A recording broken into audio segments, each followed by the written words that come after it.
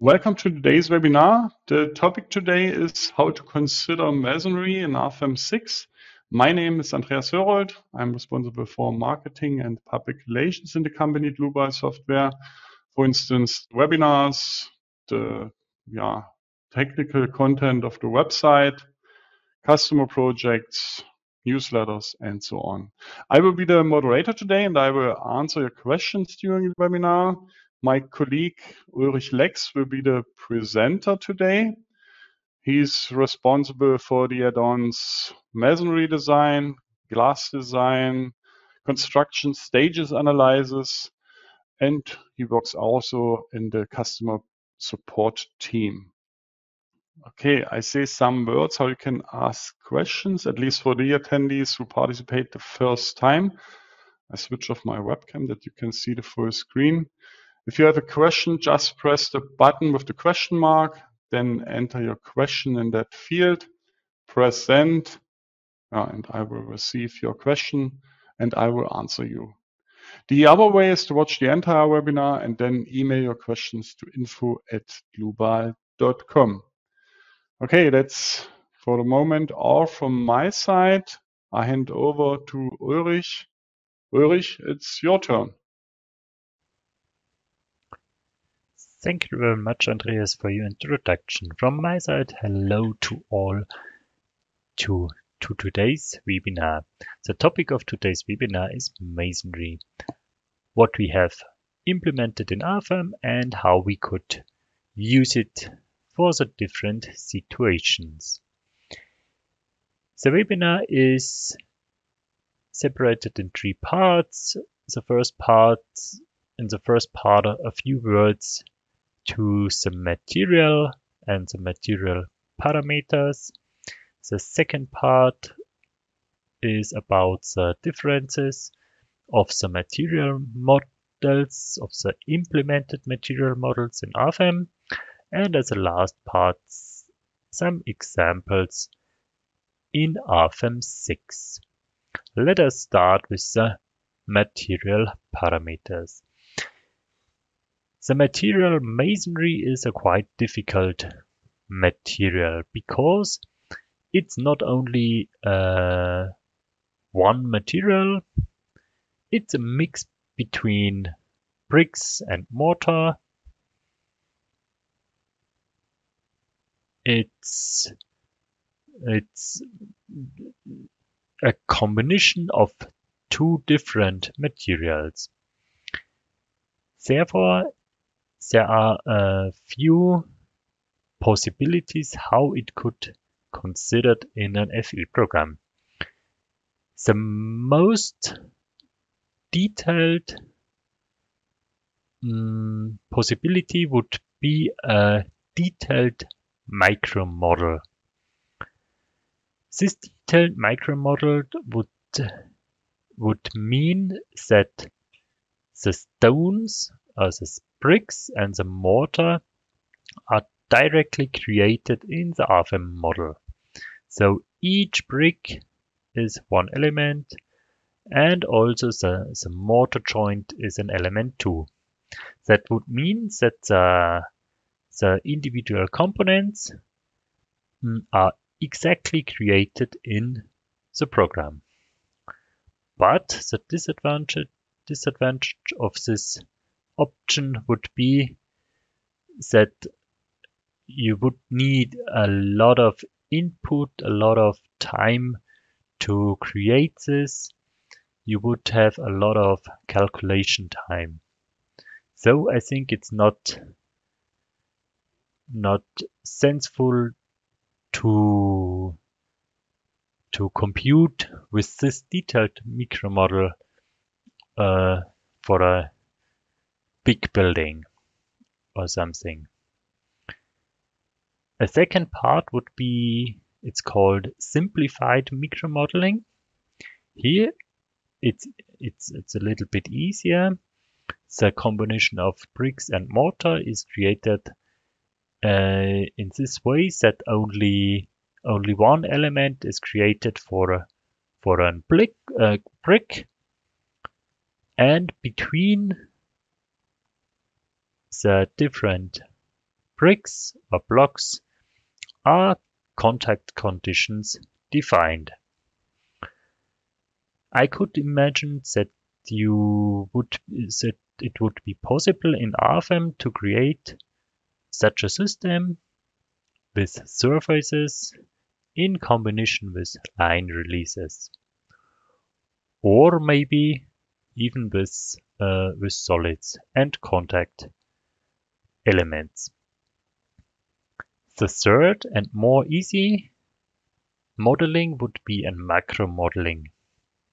Here you will create the masonry as one surface, and the material models, the material parameters between the bricks and the mortar are smashed above the whole surface. So this means the modeling is more easy, and it's faster than the other two options. One small disadvantage is that maybe if there is anywhere a crack in the masonry wall, you could not define exactly the location in maybe the mortar joint because the parameters are smeared above the whole surface. But this macro modeling is what we use in Rfem. So what do we need for material parameters in Rfem?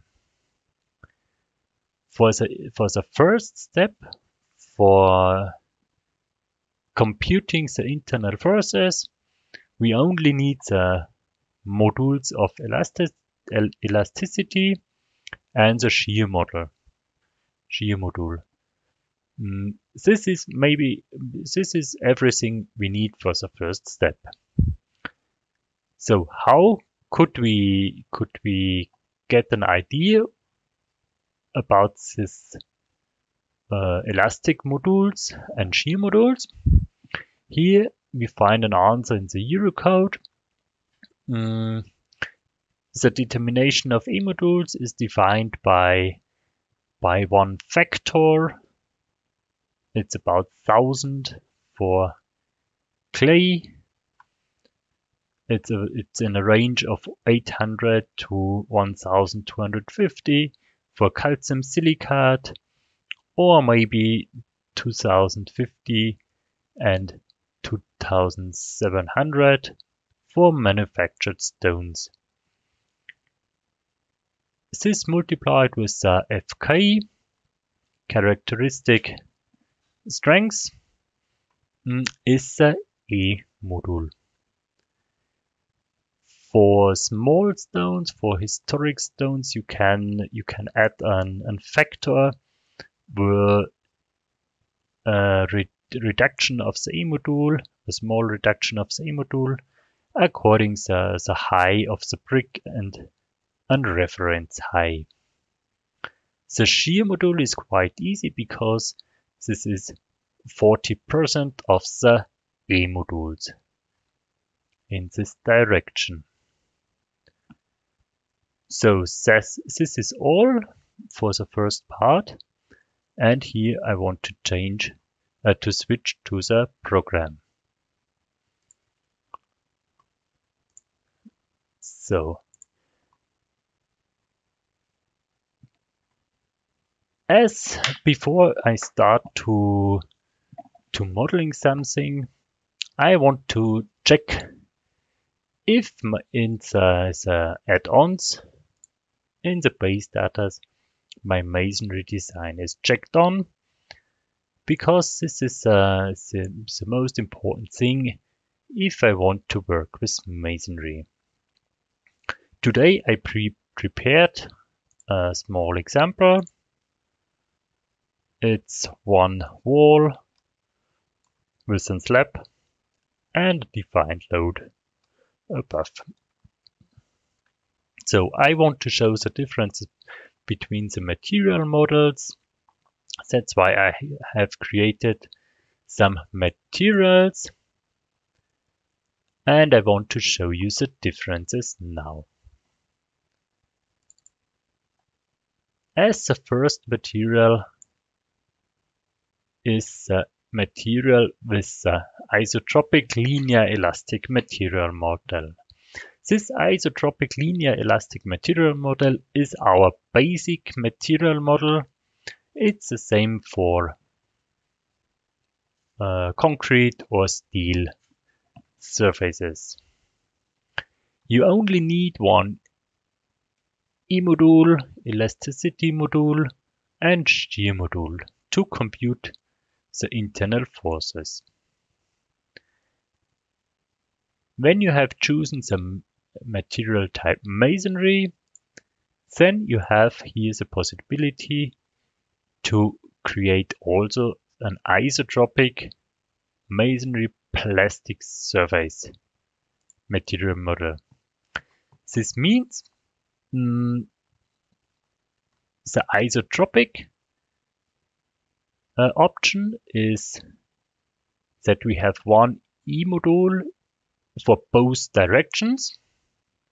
In X and Y direction, we have only one module of elasticity, but with this plastic option, you can say that the limit stress for tension is reduced, because masonry cannot handle any stresses for tension. There always will be the wall will be cracked if tension is, and the difference to the first material model, here also a tension is in the tension can be computed. In this plastic isotropic plastic material model not. Here you have the possibility to cut a limit of tension. But be careful, directly insert 0 is not good, because the calculation will be not good for a value of 0. So you have to insert a small value.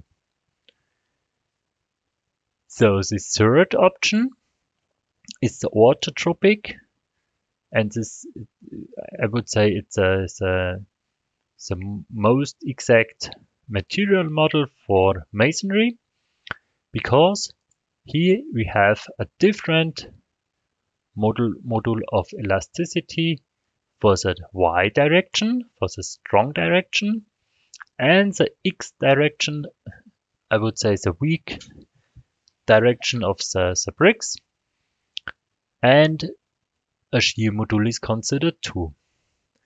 Additionally, you can limit not only the tensile strength, we have also a limit of the compressive strength, and these allowable values from tensile and compressive strengths are computed according to the Eurocode.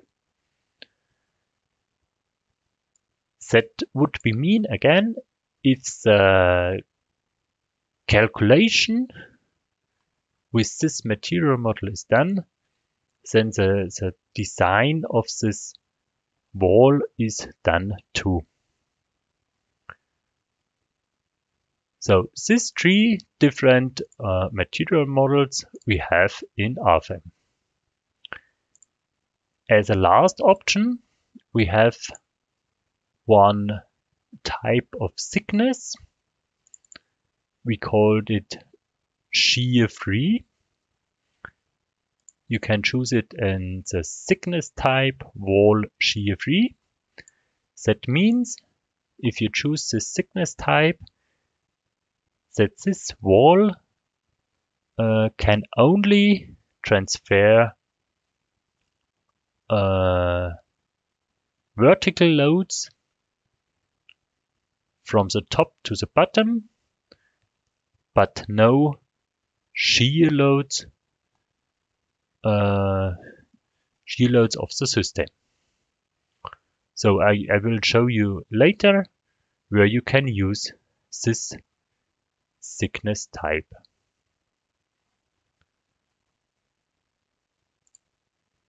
Okay, to our system. Here I created one masonry wall with an slab,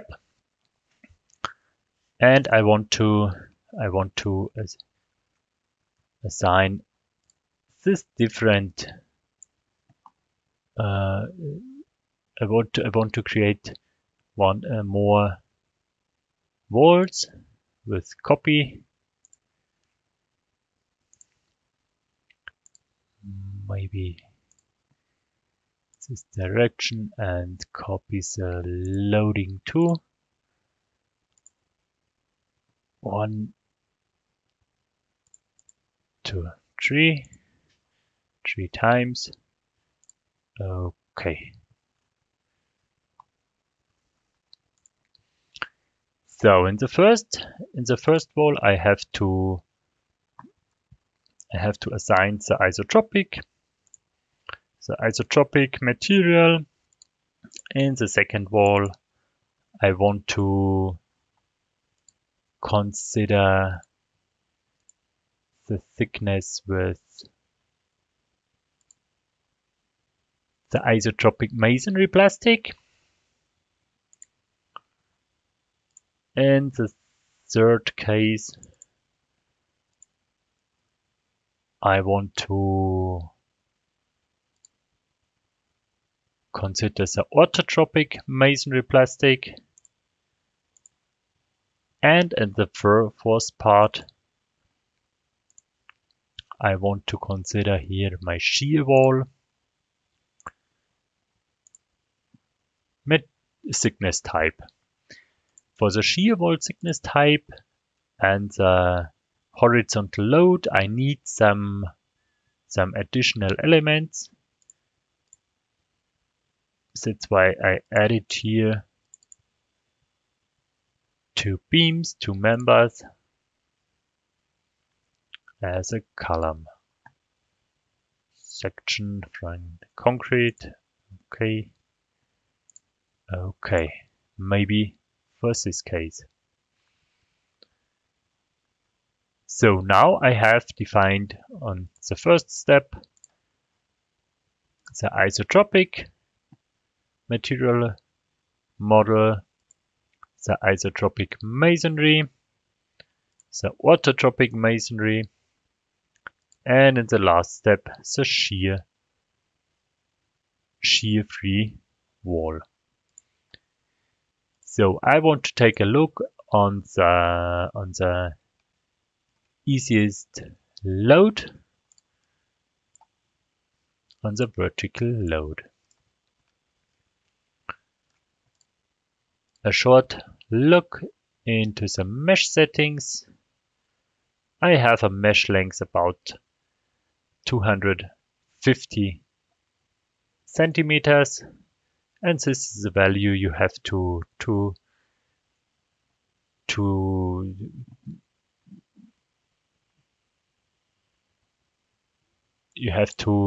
use for masonry. Okay, now I can compute this first load case.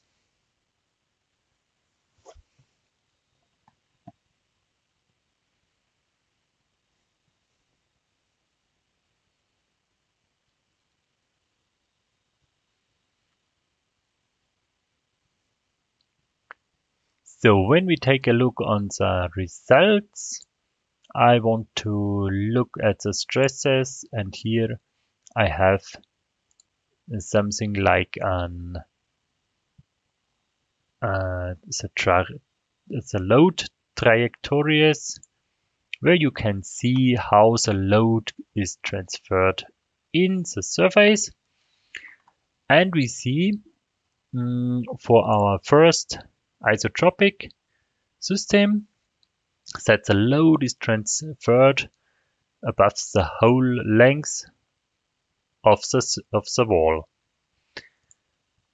This is not as expected because we would think that the load is in an angle of 60 degrees transferred, and the other parts of the surface did not get any force.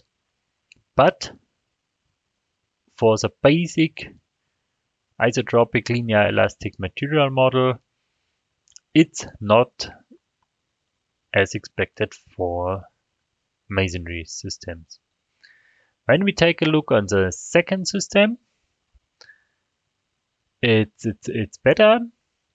Here we have no tension force in the system, and therefore I have not such a big transferring to the sides. You see on the support reactions that the load is transferred in some angle from the top to the downside. When we take a look on the orthotropic system, then you can see it's better than the other two. It's more homogeneous, and it's transferred like expected. In the last part, you will see that there is no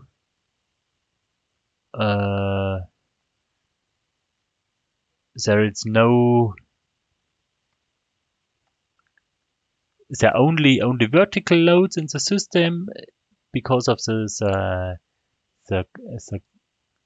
members on the side. You have an homogeneous transferring from the top to the bottom, but you have only straight loads in the system. It will be more clear when we have this horizontal load in the system too. So when we add this horizontal load, then I want to take a look on the load combination, because in case of a horizontal load, you always need a vertical load, maybe self-weight or an additional vertical load too, because masonry cannot, because of the fact that masonry cannot handle tension forces, you can not compute only horizontal loads on the system. For this calculation, I have to modify the support conditions. I have to fix it in X direction. Okay. And now I can compute this load case again.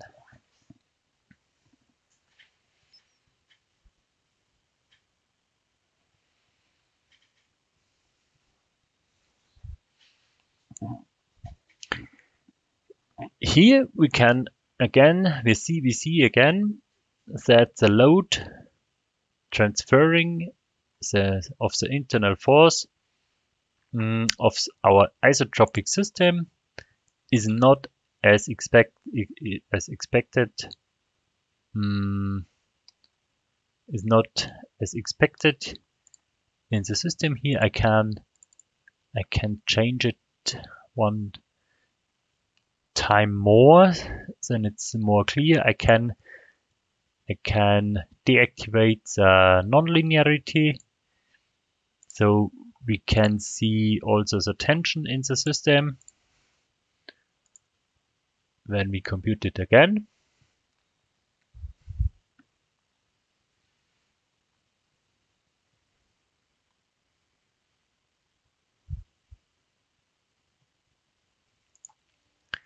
Now you can see that in this isotropic material model, also tension forces are inside the surface, and therefore the load transferring is not as masonry works. So in our isotropic material model, it's quite better. You see that this horizontal load comes into the surface, and it's transferred in this direction to the bottom of the surface. It's like expected, but because of the fact that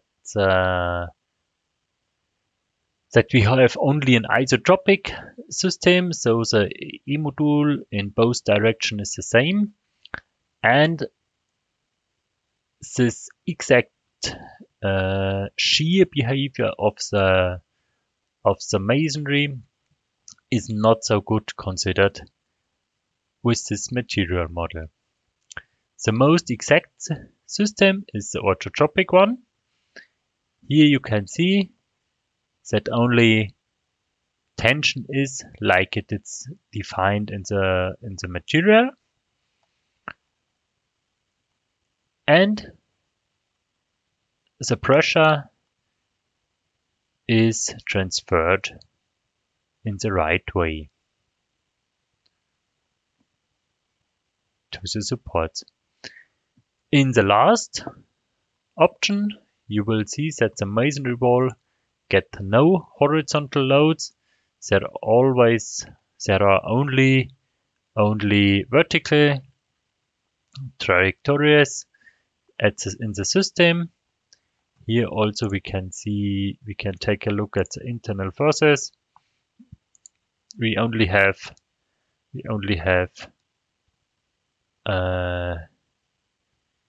vertical loads NY in the system. This horizontal load has to be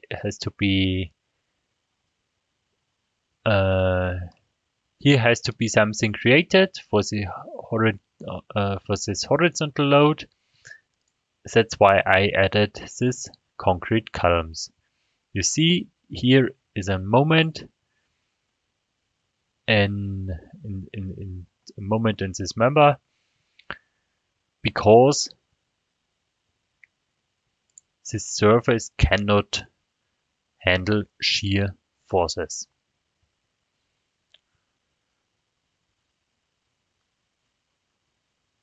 Okay, this one was the explanation of the different material models, and on this part I want to switch to the second example, to a small building where we can create now the masonry walls and to compute this.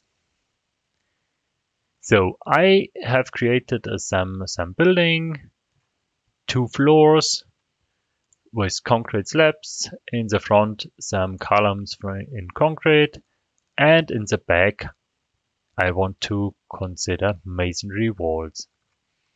Therefore I defined some materials.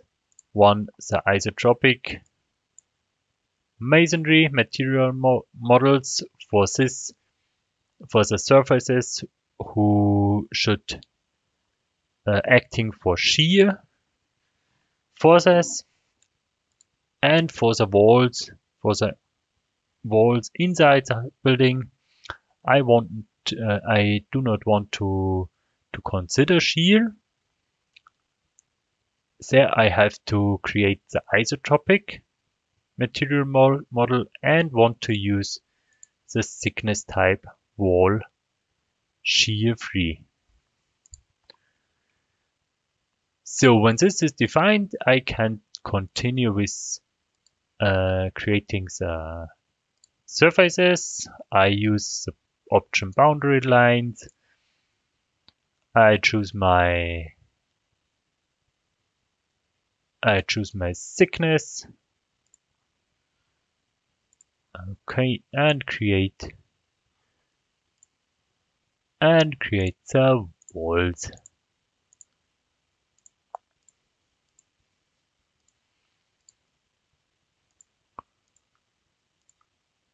So it's quite easy when the lines are there.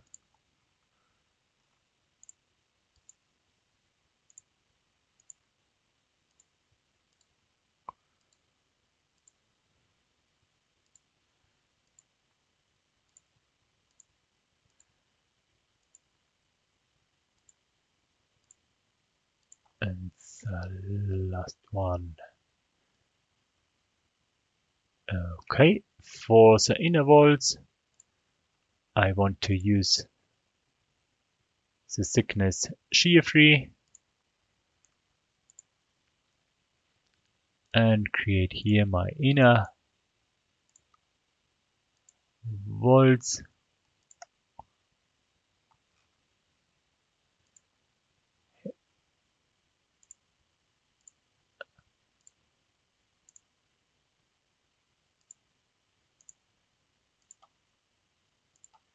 So, and upside, I have here one wall. Here I see there is no column. I want to add it here as this member with the section in concrete. And also a curved surface is no problem, but I have to use the quadrangle surface.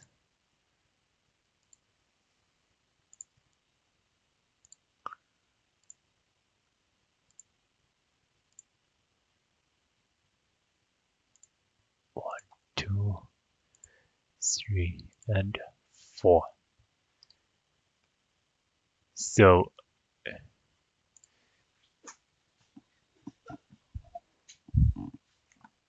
then all walls are created. On this surfaces, I want to add a window, maybe an opening. Here also I can use the option graphically and select only my lines. The opening will be created automatically. On this part, it's important for masonry that when we have some big openings, we always have to assign something like a lintel above the opening, only because of the fact that the masonry cannot transfer or cannot handle tension forces.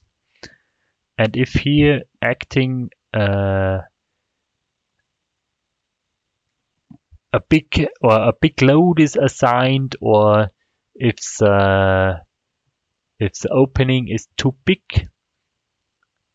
then there would be here a lot of tension forces, and this would lead to an instability of the calculation, because the wall cannot handle tension forces, and they could not be transferred to the side. That's why we have here to add something like a lintel. I assign a member and create here a new section, maybe with concrete, with the width of the wall, and the height maybe 10 centimeters.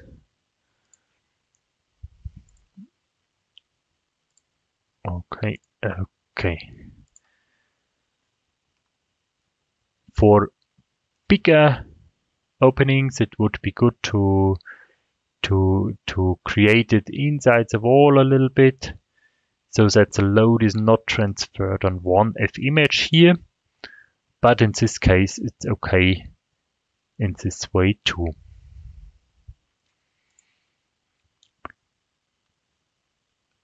Okay, then as a next step, I want to take a look. I want to select all my masonry walls. I want to take a look on the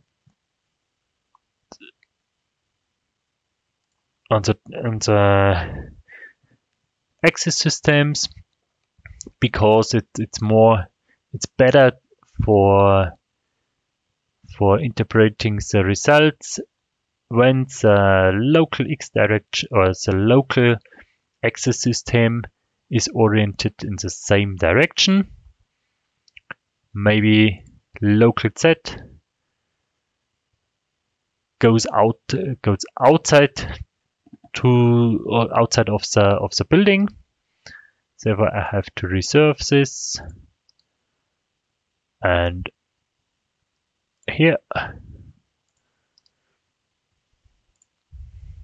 Then I can say, when I take maybe a look on the stresses, that all stresses with positive sigma x positive is outside of the surface, and sigma x negative is inside of the surface. Here it's okay. This wall is orientated in the different way.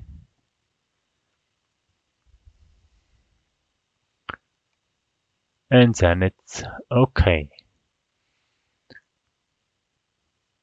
As a next step, I want to take a look on the FE mesh settings. Here globally 0.5 meters assigned. It's okay for the concrete elements, I would say, but for the masonry I would use finer mesh. Therefore I can select all surfaces, edit, and assign mesh refinement. I can create a new one, 0.25 millimeters. Okay, okay. And I want to check it. If it's I would say a nice FE mesh is created, or if I have to refine it in another part, but it looks good on the steps, then everything is okay. So then I think we have finished the modeling.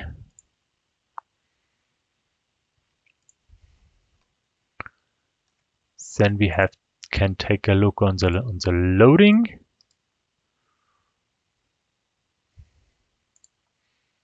I want to deactivate the local, so we can take a look at the loading. I have created a load case for the self weight, for the imposed load, a snow load on the top, and I want to design some wind load in one direction.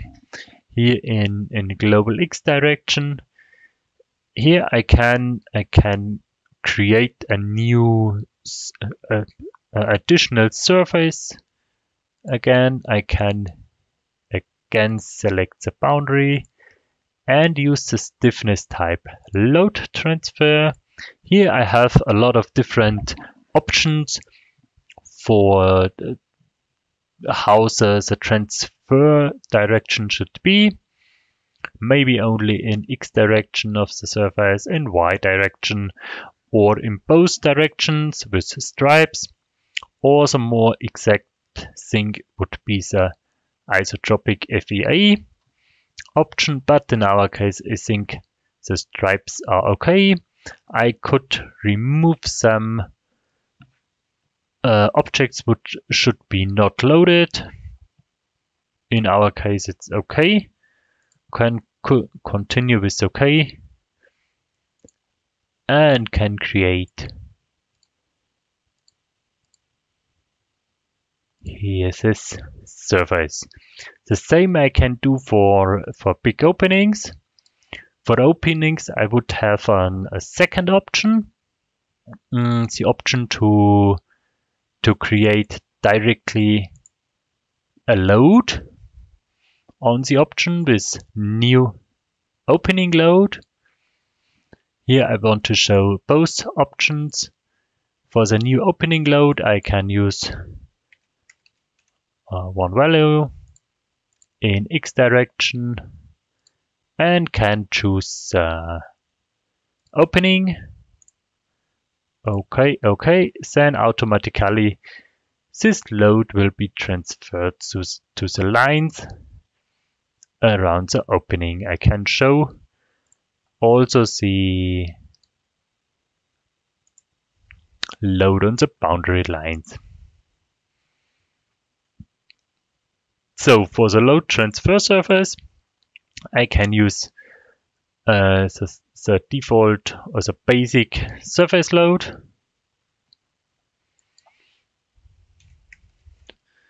With the same value in my case, and can choose the surfaces where it should be acting. Okay.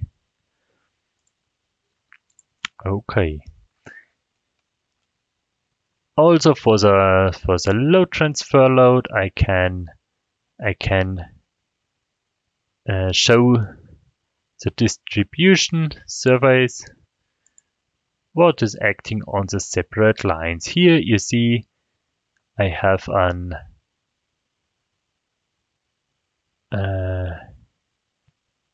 it's transferred to all loads in linear way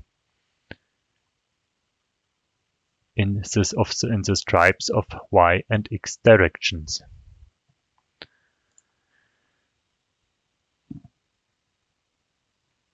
Okay, if we have everything defined, then we can start with calculation.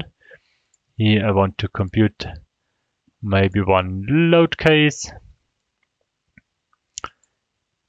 to take a look on the results.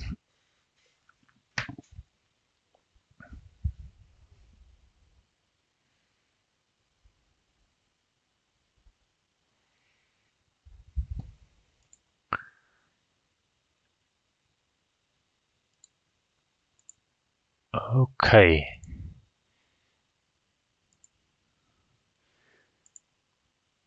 The calculation was done without any errors. That's good.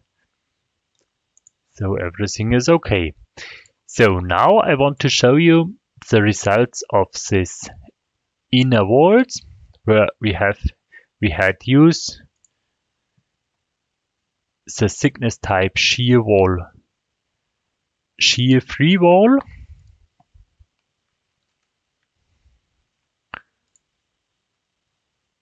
I want to select only this. Okay. So here I can see when I take a look on the internal forces, I can see that the shear forces are 0. Also the moments are 0. When I take a look on the axis system, then my nx is nearly 0. It's not exactly 0 because of the reason of is it could not be exact 0 in calculation. So there are small loads in X direction, but I have big forces in Y direction. Therefore, I have only loads transferred from the slab in the second floor to the slab to the third floor. That means this option or this thickness type is good when I have some masonry walls where I have maybe a concrete structure what a concrete structure what takes my shear forces and something else, and I won't only have the self weight or a transferring from the loads from the upper slab to the slab downside, then I can use this thickness type shear free, or this wall shear free. In case that the masonry wall should also acting for shear forces, then we should use this isotropic masonry or this orthotropic masonry. For this isotropic masonry material model, I can now take maybe a look here. Here we see that we have load transferring, we have stresses in X and Y direction. When I take a look maybe on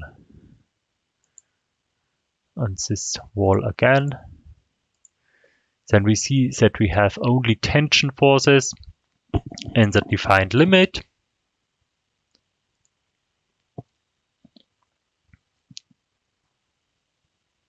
Tension forces in the defined limit, and the other way pressure. So how could we interpret these results too? You could insert here again a result beam. With the result beam,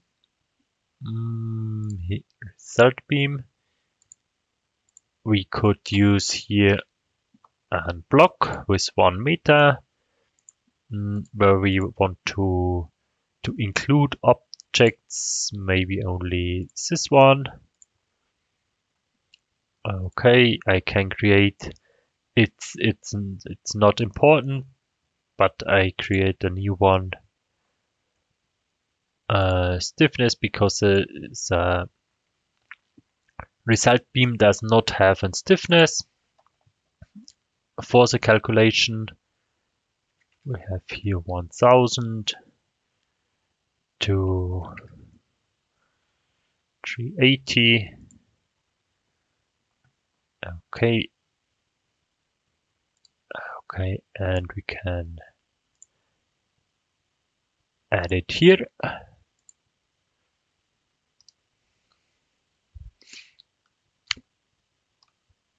Then we have to recalculate it only because the lines are divided or integrated in the surfaces now. But this result beam have no stiffness for this calculation now.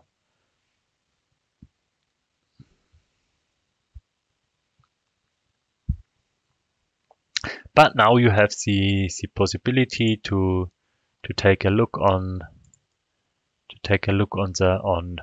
member results. Here you can see the internal forces, maybe for the normal forces. Oh, sorry.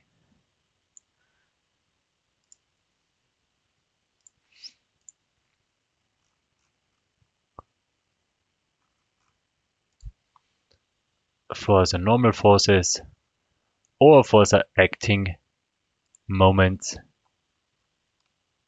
in this wall.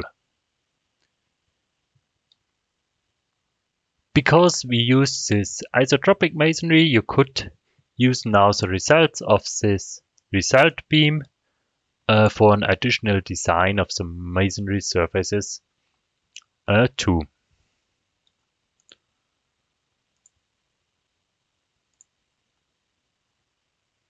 So this would be all what I want to show you today. I want to say thank you for listening. I hope you enjoyed it. and I want to give back to Andreas. Thank you, Ulrich, for your presentation. At the end, I have an additional hint for you. You can book our online courses. For example, the Rfem 6 Masterclass course. It's a course for beginners. Then the Eurocode 2 course for the reinforced concrete design with Rfem 6. Eurocode 3 for steel design. Eurocode 5 for the timber design. And there are also course packages available.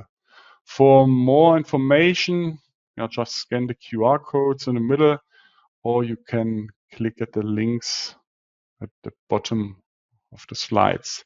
You can download the slides from the same website where you can find the recording and models.